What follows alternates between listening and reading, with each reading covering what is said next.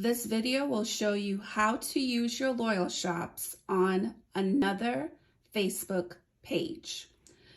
I'm using my iPhone, but the screens are very similar to what you would see on your laptop. So you would sign into your Loyal Shops.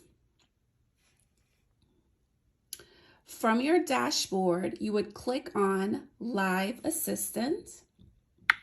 Then you would click on Live Dashboard. From here, you will click Continue with Facebook. Then on the next screen, it says, you've previously linked Loyal Shops Live Assistant to Facebook.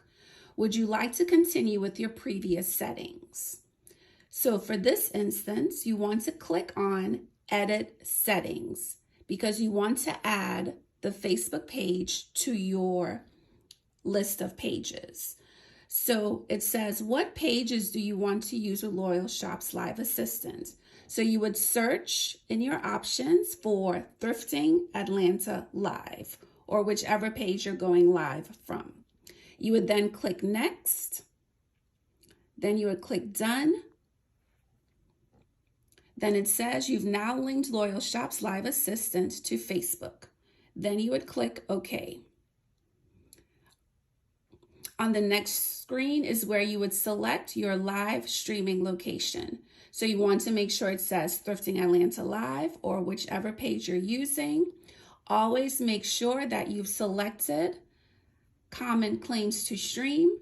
That way your audience knows when the item they've claimed that they have won the item or if they're put on the waiting list. Then at the bottom, you want to select the stream you want to connect to. So that would always be a new live stream. Okay. And then you would click Done. And it says your live assistant is ready to help you with your live when you're ready.